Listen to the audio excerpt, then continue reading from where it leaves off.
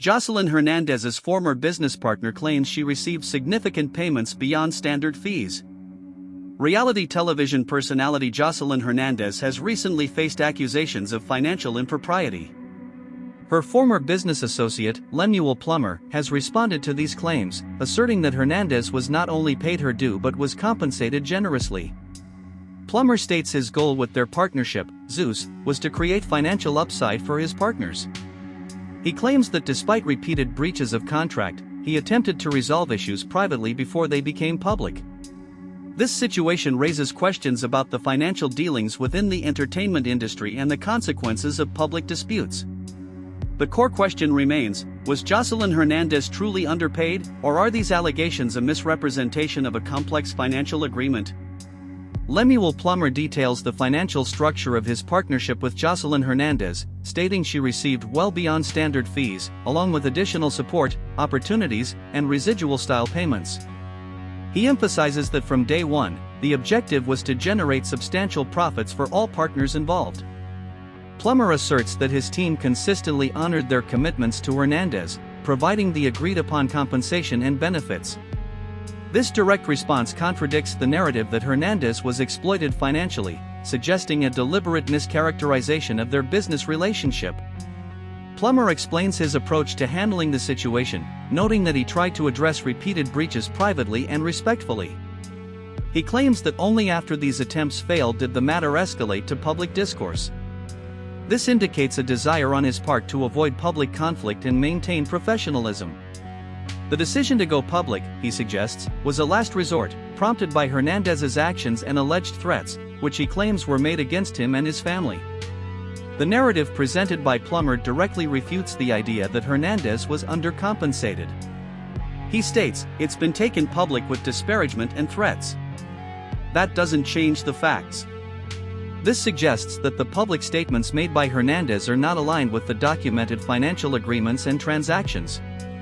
Plummer is adamant that the truth of their financial arrangements remains unaffected by the public outcry or any perceived slights.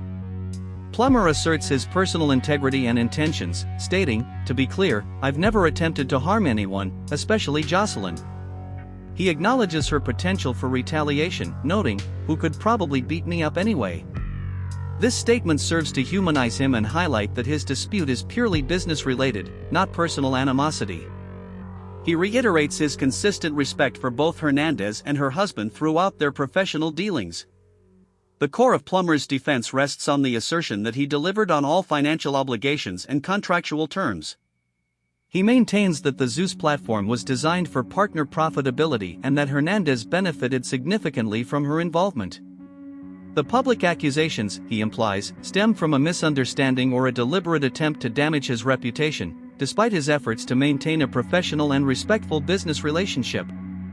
The first layer is context. Every documentary story begins before the moment people remember.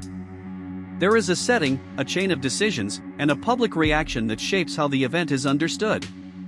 In the case of Joseline Hernandez's financial dispute, the important thing is not only what happened, but why the surrounding details made people pay attention. That is where the story begins to move from a simple summary into something more useful. It asks us to look at timing, location, pressure, and the way one moment can represent a much larger pattern. The second layer is what people often misunderstand. A single image or short clip can feel complete, but it usually leaves out the forces around it. Viewers see the result, not the build-up. They see the most dramatic frame, not the quiet details that made it possible. That gap matters because it changes the meaning of the story. When we examine Joseline Hernandez's financial dispute carefully, we are not just asking what is visible. We are asking what is missing from the first impression. Then comes the turning point. This is where the story stops being only about one scene and starts pointing to a bigger question. Why did this particular moment stand out? Why did people share it, debate it, or return to it later? The answer is usually not one simple fact. It is a combination of emotion, uncertainty, and recognition. People respond when a story feels specific, but also familiar enough to connect to something they already care about. Another important detail is the human tendency to look for a clean conclusion. We want a final answer, a clear lesson, and a single explanation that ties every loose end together.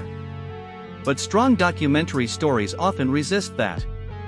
They leave us with evidence, competing interpretations, and a reminder that public understanding is always incomplete. That does not make the story weaker. It makes it more honest. So what value can we take from Joseline Hernandez's financial dispute? The value is not just the event itself. It is the pattern around it. It shows how quickly attention forms, how easily context disappears, and how important it is to ask better questions before accepting the easiest version of a story. That is why stories like this continue to matter after the first wave of attention fades. In the end, Joseline Hernandez's financial dispute remains worth examining because it sits between fact and interpretation. We can see enough to understand why it matters, but not always enough to close the case completely. And that open space is where documentary storytelling becomes powerful. It does not tell us what to think. It gives us a clearer way to look. Lemuel Plummer maintains that Joseline Hernandez was compensated generously and that his attempts to resolve disputes privately were rebuffed. The public nature of the allegations, he argues, does not alter the factual financial agreements. This case highlights the complexities of celebrity business partnerships and the potential for public disputes to arise from financial disagreements. For more insights into celebrity controversies and industry dealings, subscribe to the channel.